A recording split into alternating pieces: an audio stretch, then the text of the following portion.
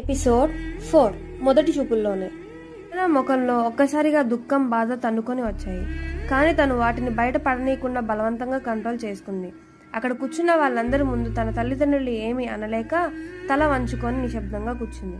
అంతలోనే పద్మ అక్క జ్యోతి చందన దగ్గరికి వచ్చి, ఒక్కసారి అబ్బాయిని చూడమ్మా అంటూ ఆమె ముఖం మెల్లగా పైకి ఎత్తి అబ్బాయి వైపు తిప్పింది. కానీ చందన మాత్రం అతన్ని సరిగ్గా చూడలేకపోయింది. ఒక చూపు కూడా పూర్తిగా వేయలేదు. కానీ అతను మాత్రం కళ్ళార్పకుండా చందనాన్ని చూస్తూనే ఉన్నాడు. మొదటి చూపుల్లోనే ఆమె అతనికి చాలా నచ్చింది.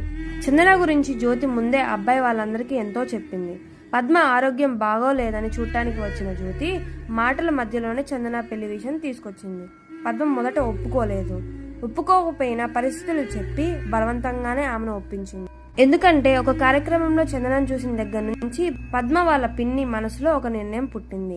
ఎలాగైనా చందనాన్ని తన కొడుకే పెళ్లి చేయాలి.